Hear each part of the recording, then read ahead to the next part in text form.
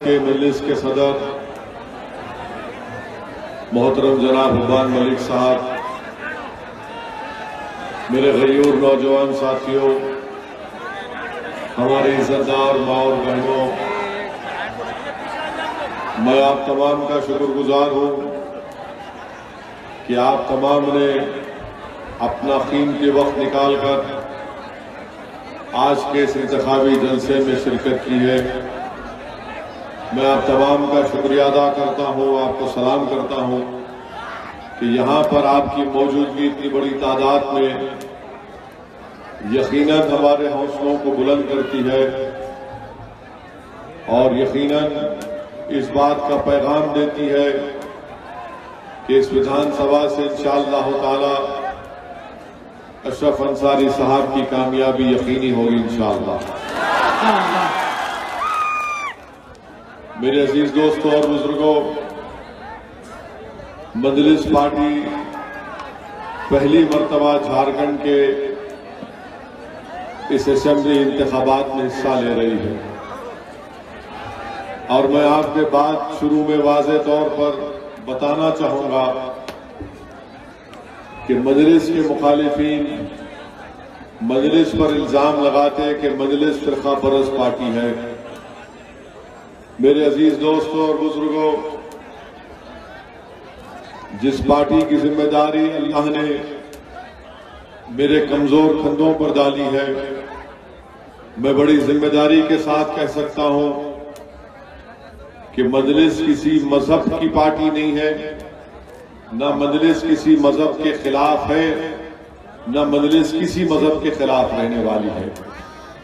हमारा काम यह है कि हिंदुस्तान के संविधान में जिसको बाबा साहिब अम्बेडकर ने बनाया, उस संविधान में जो बाबा साहिब अम्बेडकर ने गरीब और मजलूम आवाम को ये पैगाम दिया कि अब तो मैंने संविधान तो मैंने बना दिया है, मगर अगर तुमको हिंदुस्तान की सियासत में अपना जायज मुकाम हासिल करना है, तुमको अगर इंसाफ चाहिए, तुमको अगर मसावात चाहिए, तुम अगर भाईचारगी को फरोग देना चाहते हो, तो बाबा साहिब अम्बेडकर के दिए हुए संविधान हमको ये कहता है कि हम अपने पसंद के वोट से अपने पसंद के उम्मीदवार को अपना वोट इस्तेमाल करें। आज आप अंदाजा लगाइए कि हमारे देश में बहुत सी सियासी पार्टियां हैं, आपने उन तमाम को आजमा कर देख लिया, उन तमाम को साथ देकर देख लिया, और जब पहली मर्तबा हम झारखंड को आते हैं और इस असेंबली के इंतखाबात में हिस्सा लेते हैं, तो पहला इल्जाम हम पर लगा दिया जाता है कि हम फिरका परस्त हैं, हम फिरका परस्ती को फरोग देते हैं। मेरे अजीज दोस्तों और बुजुर्गों, ना मेरी सोच में ना फिक्र में ये इस तरह की गंदगी है। यकीनन मैं एक मुसलमान हूं और मुझे इस बात का फख्र है, मगर इसका हरगिज मतलब ये नहीं कोई निकाल सकता कि मैं हिंदुस्तान के संविधान में हर एक को इस बात की इजाजत दी गई है कि वो अपने पसंद के मजहब के ऊपर चले। सवाल ये पैदा होता है कि पिछले 5 साल में जो यहाँ पर झारखंड में बीजेपी की सरकार थी, उसने क्या काम अंजाम दिया। मुझे हैरत होती है कि करोड़ रुपए की लागत से एक डैम बनाया गया था। उस डैम का नाम क्या था? कोनार डैम बनाया गया। करीब उसमें 1000 करोड़ से ऊपर 500 करोड़ उसमें खर्च किए गए। 2200 करोड़ रुपए उसमें खर्चा किए गए। 2200 करोड़ खर्चा करने के बाद मुख्यमंत्री रघुवर दास जाकर उसका इफ्तिताह करते हैं और इफ्तिताह करने के चंद घंटों के बाद उसकी दीवारें गिरना शुरू हो जाती है, तो मालूम हुआ कि चूहों ने उसको अंदर से खा लिया था। और आप ये बताइए कि 2200 करोड़ खर्चा करने के बाद अगर चूहे डैम को खा चुके हैं तो अंदाजा लगाइए झारखंड को कितने चूहों ने खाया होगा। जब डैम नहीं बचा तो झारखंड का क्या क्या इन्होंने नहीं लूटा होगा। क्योंकि अब हम जब यहां पर आकर इस तरह की बात करते हैं जो सच्चाई पर मुबन्नी है, तो फौरन हम पर इल्जाम लगा दिया जाता है। मेरे अजीज दोस्तों और बुजुर्गों, 5 साल में झारखंड में कोई विकास नहीं हुआ। आप जाकर देख लीजिए कि जिस विधानसभा में यहां पर इलेक्शन हो रहा है, यहां पर आपको बिजली कितने घंटे मिलती है? कितने घंटे बिजली मिलती है आपको? 5 घंटे, 6 घंटे? चलिए मानते हैं 6 घंटे। आपने देखा होगा कि आज से 2-2.5 महीने पहले प्रधानमंत्री नरेंद्र मोदी एक साइंस,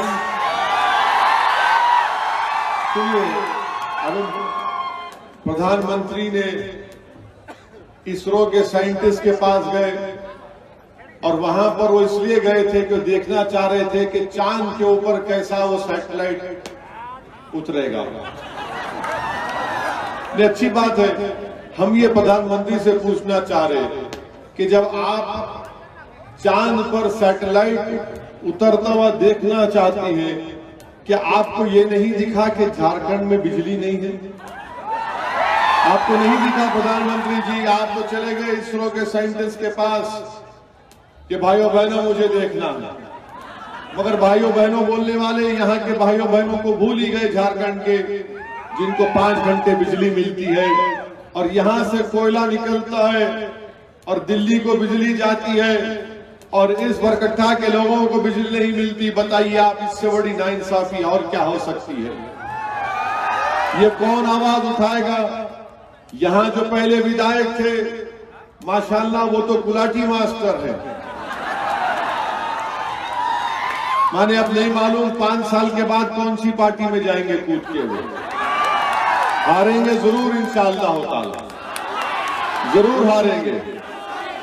मगर आप बताइए कि झारखंड प्रदेश में बीजेपी की सरकार, आप बिजली का मसला हल नहीं कर पाते। इतनी बड़ी तादाद में कोयला झारखंड में निकलता है। क्या आपको मालूम कि आपके कोयले से बिजली यहां बनती है और बांग्लादेश को दी जाती है? यहां 5 घंटे बिजली नहीं आती, मगर यहां का कोयला झारखंड का और बिजली बांग्लादेश के लिए। ये किसने किया? ये प्रधानमंत्री नरेंद्र मोदी और उनकी पार्टी ने किया। और वो कहते हैं सबका साथ सबका विकास। 5 साल में झारखंड में अगर किसी का विकास हुआ, किसकी जेब भरी गई? चूहों ने जब डैम को खा लिया तो मुझे बोलने की जरूरत नहीं है कि 2200 करोड़ पानी में चले गए। कौन जिम्मेदार है इसका? बताइए आप। स्कूल नहीं, रोड नहीं, पीने का पानी नहीं। इतनी खूबसूरत ये जगह है, यहां पर अल्लाह ने हर चीज यहां पर दी है। पानी है यहां पर कोयला है, यहां पर मादानियत है, यहां पर जमीन के नीचे अल्लाह ने खजाने रखे। उसके बावजूद भी जमीन पर बसने वाले गरीबी और मुफलिसी की जिंदगी गुजारते हैं। ये इसलिए हो रहा है मेरे भाई, क्योंकि जिन उम्मीदवारों को, जिन महाशय को आपने वोट दिया, उनकी आवाज, उनकी जबानें बंद हो चुकी है। वो सच्चाई को बयान नहीं करना चाहते, वो गरीबों के हक के लिए लड़ना नहीं चाहते, वो मजलूमों के आंखों से बहने वाले आंसू नहीं पोंछना चाहते, वो विकास का काम नहीं कराना चाहते।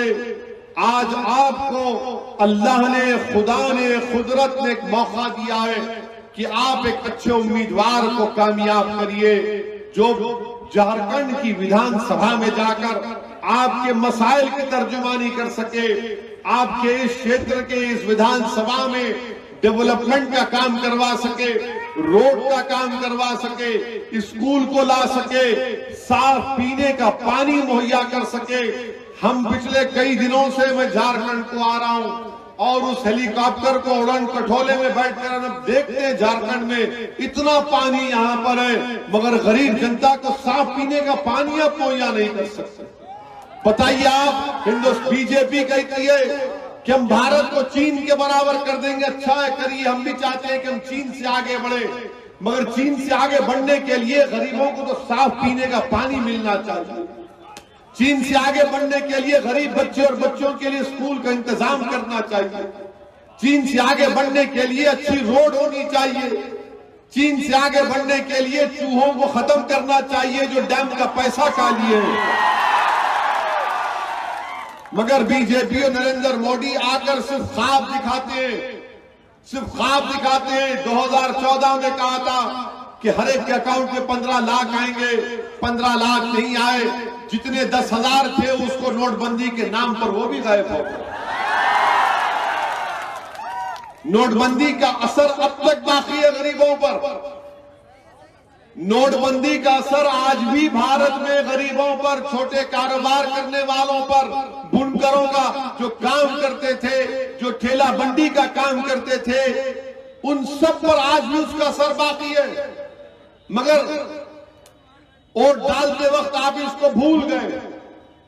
नोटबंदी का नुकसान किसको हुआ? किसानों को हुआ, गरीबों को हुआ, मजदूरों को हुआ, महिलाओं को हुआ। नोटबंदी का फायदा तो दौलतमंदों को बहुत हुआ। मेरे अजीज दोस्तों और बुजुर्गों, इस पर कोई बात करने को तैयार नहीं है। बीजेपी कहती है मोदी है तो मुमकिन है, तो मैं आपसे पूछना चाह रहा हूं, अगर मोदी है तो मुमकिन है, तो फिर झारखंड में प्याज है नहीं है? कहीं पर प्याज नहीं मिलती है। कितना?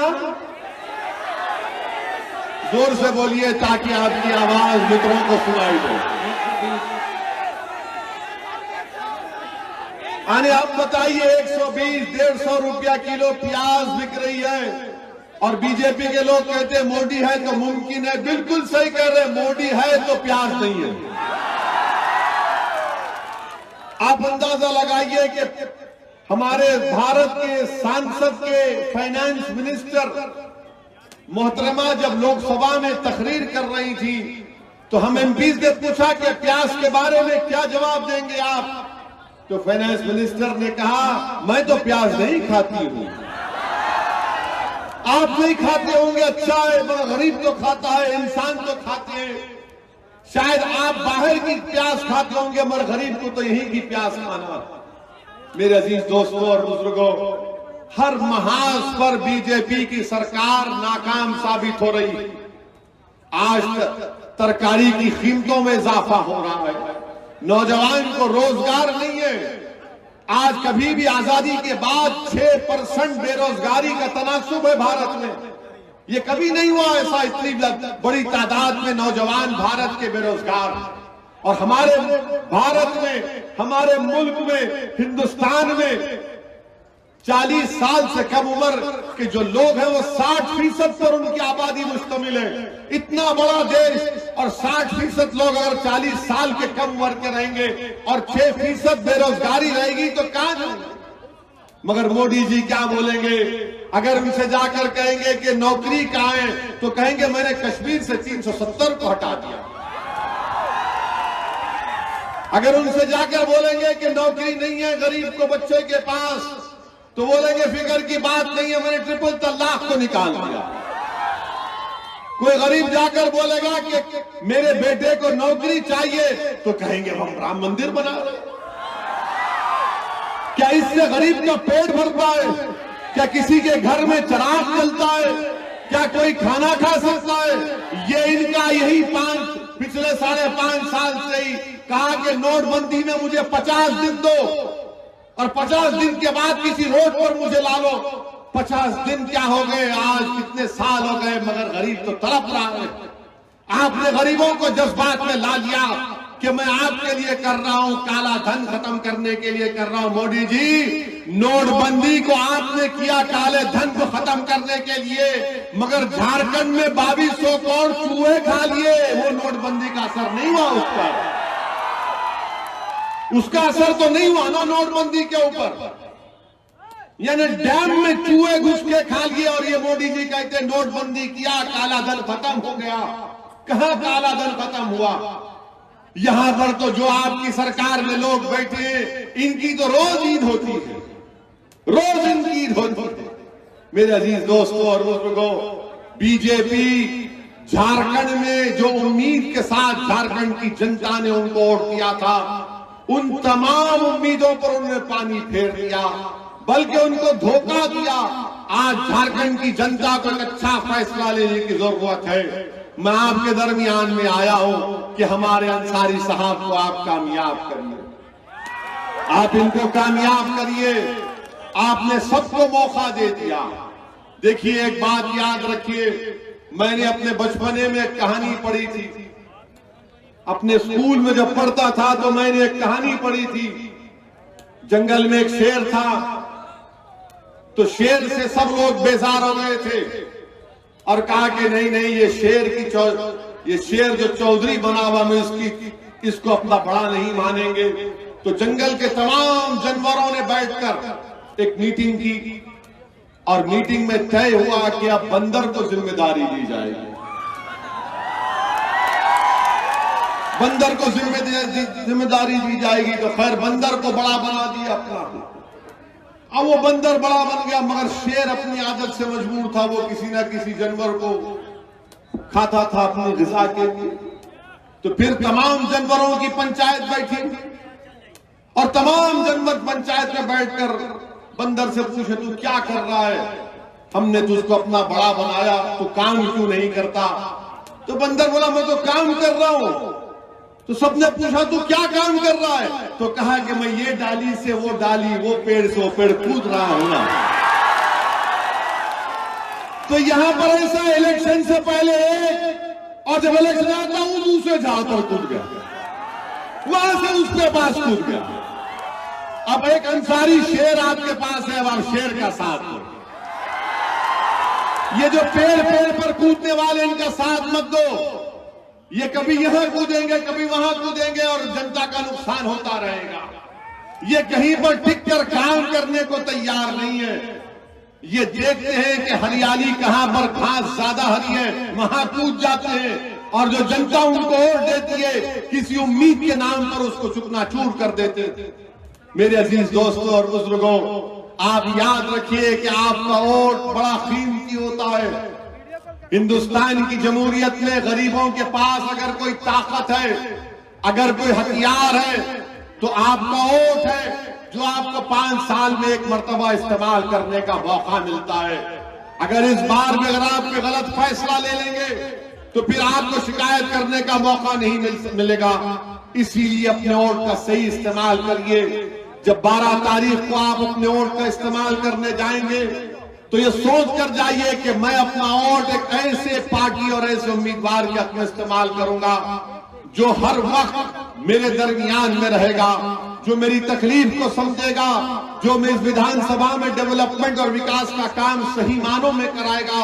और जब चुनकर आएगा तो जब विधानसभा में जाएगा तो लड़ेगा हम गरीबों के लिए, मजलूमों के लिए, जो बिला लिहाज मजहब मिल्लत गरीब और मजलूमों की मदद करेगा, जो ये नहीं देखेगा कि कोई उसके घर को आए तो क्या वो मुसलमान है या गैर मुसलमान है, वो ये नहीं देखेगा कि दलित है या आदिवासी है। उन तमाम को इंसान समझकर, उनका नुमाइंदा बनकर, उनका एमएलए बनकर बेबाक तरीके से झारखंड की विधानसभा में आपकी आवाज बनेगा। और उसके लिए आपको अंसारी को कामयाब करना जरूरी है। इसके लिए आपको अंसारी को कामयाब करना जरूरी है। मेरे अजीज दोस्तों और बुजुर्गों, तीसरी बात यह है कि बीजेपी कहती है कि हमने मुस्लिम महिलाओं के लिए ट्रिपल तलाक का कानून पास किया। यह इतनी बड़ी तादाद में महिलाएं हैं। मैं आपको बताना चाहूंगा कि जो कानून मोदी सरकार ने पास किया है, सबसे गलत कानून है। महिलाओं के खिलाफ, महिलाओं के खिलाफ। आप सोचिए कि यह कानून कहता है कि अगर कोई मर्द 3 बार तलाक कहता है तो शादी नहीं टूटती। जब शादी नहीं टूटती तो उस पर मुकदमा कैसे आयद होगा? मुकदमा आयद करते हैं, जेल को भी जाते हैं। अच्छा, जब जेल को कोई जाता है तो क्या कोई जेल से अपनी बीवी को, जिसने वो जालिम ने अपनी मासूम बीवी को 3 बार तलाक कहा, वो जेल जाकर उसको पैसे भी जाएगा? मोदी जी बोलते हम पैसे देना पड़ेगा।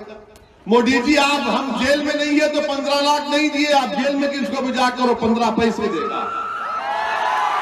अच्छा, ऐसा कानून बनाया उन्होंने कि अगर कोर्ट उसको सजा दे देती है 3 साल की सजा, यानी शादी जब भी नहीं टूटती, वो महाशय जेल में रहेंगे।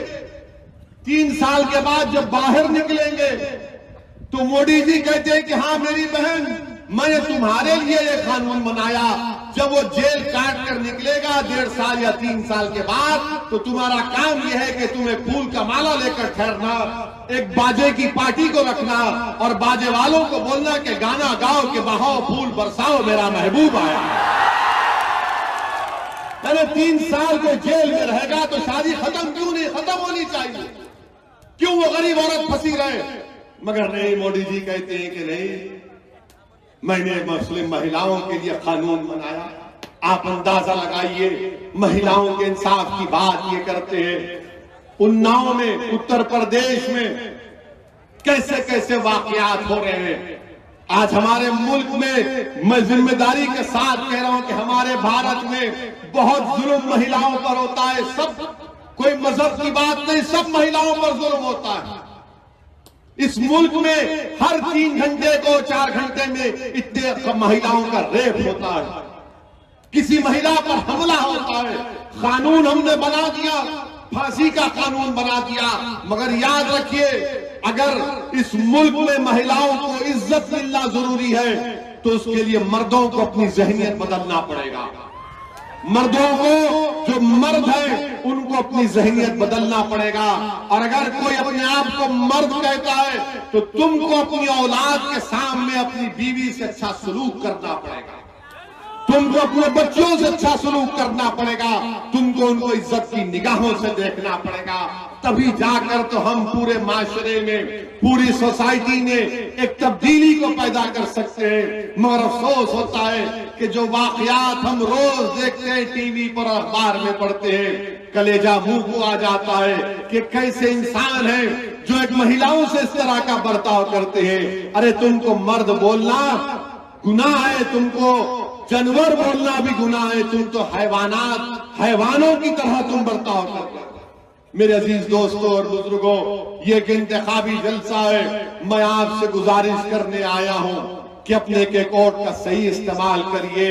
डरने और घबराने की जरूरत नहीं है। जो हम पर इल्जाम लगाते हैं कि ये फिरका परस्त है, आप जरा उनसे पूछिए कि बिहार में इलेक्शन लड़े थे, बिहार में जब बिहार में इलेक्शन लड़ रहे थे तो आरजेडी का और नीतीश का और कांग्रेस का अलायंस था, तो सबने मुझ पर इल्जाम लगाया कि देखो ये ओवैसी वोट काटने को आया।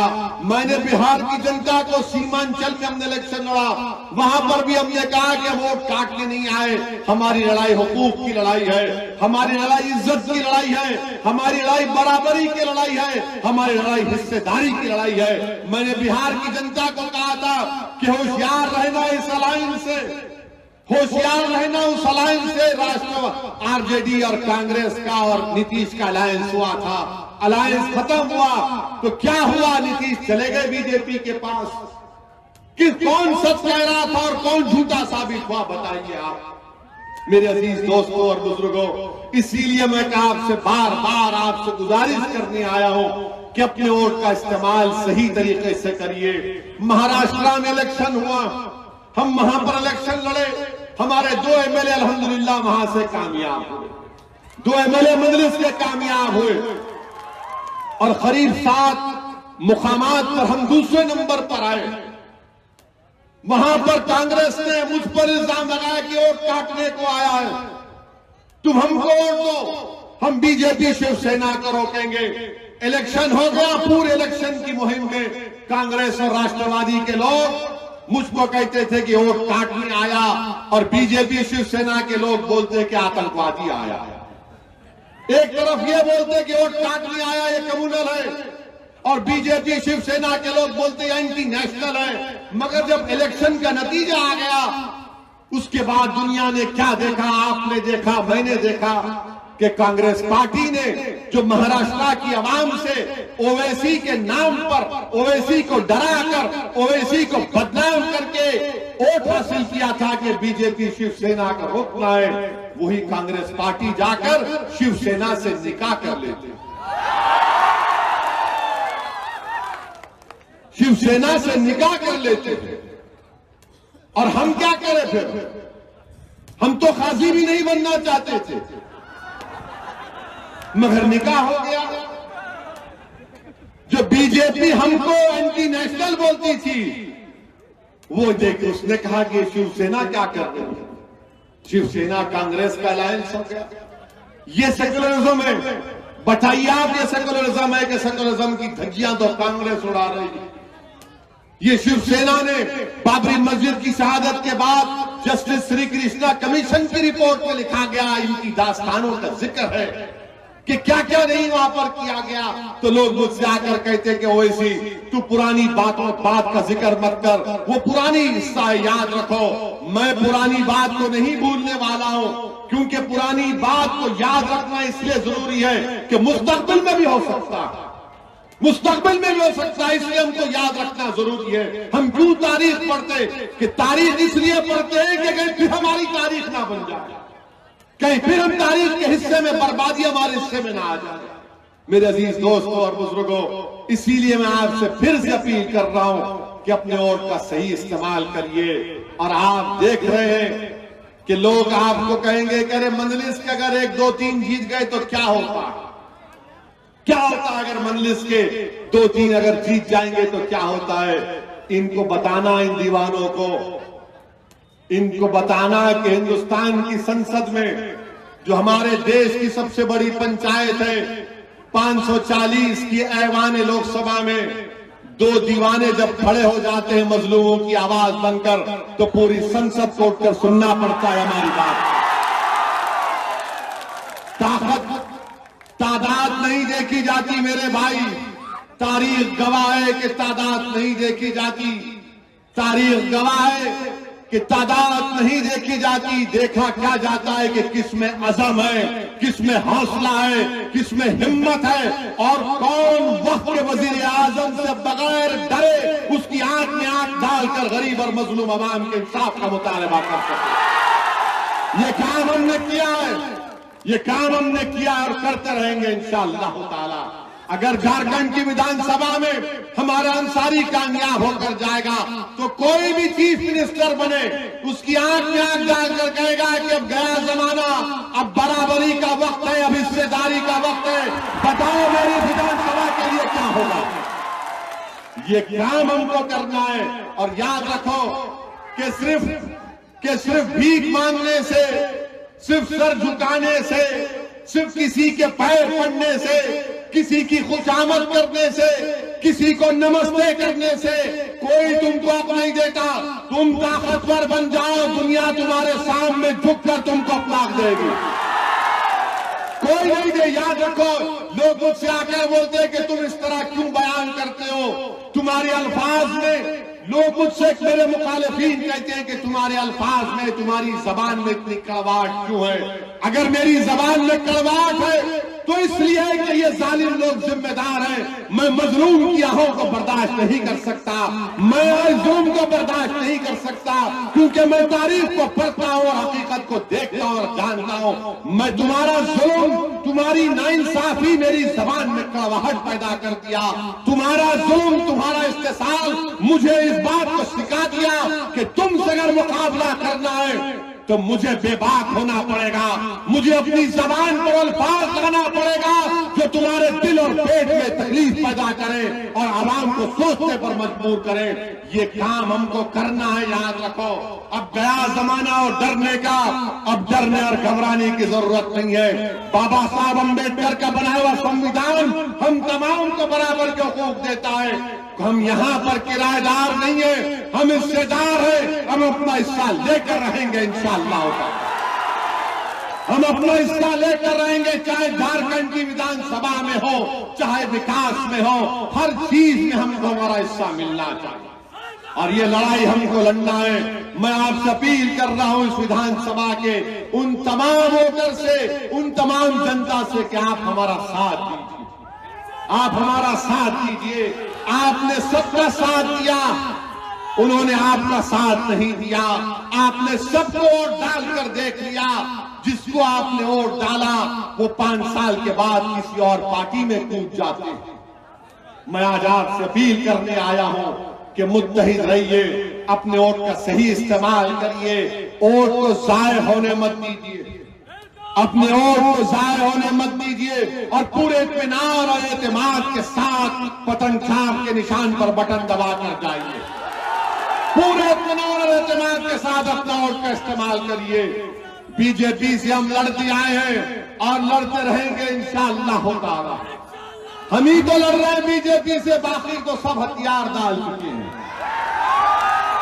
कल एक टीवी प्रोग्राम में थे आज तक के, वहां पर किसी को हमसे सवाल किया कि तुम कितना अकेले लड़ोगे, तो मैंने कहा मेरा हाल ये है कि तूफान में मेरी कश्ती है, मुझे अल्लाह की जात पर तवक्कल है, मैं तूफानों से डरने वाला नहीं हूं।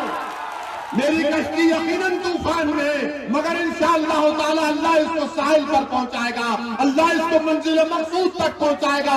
जो तूफान से डरकर साहिल पर बैठ गए उनको कभी कामयाबी नहीं मिलती। जो तूफानों का रुख मोड़ना जानते अल्लाह उन्हीं को कामयाब करता है, अल्लाह उन्हीं को कामयाब करता है। तो हम ये दुनिया के तूफानों से डरने वाले नहीं है, हम ये बीजेपी के ताकत के जलजलों से डरने वाले नहीं है।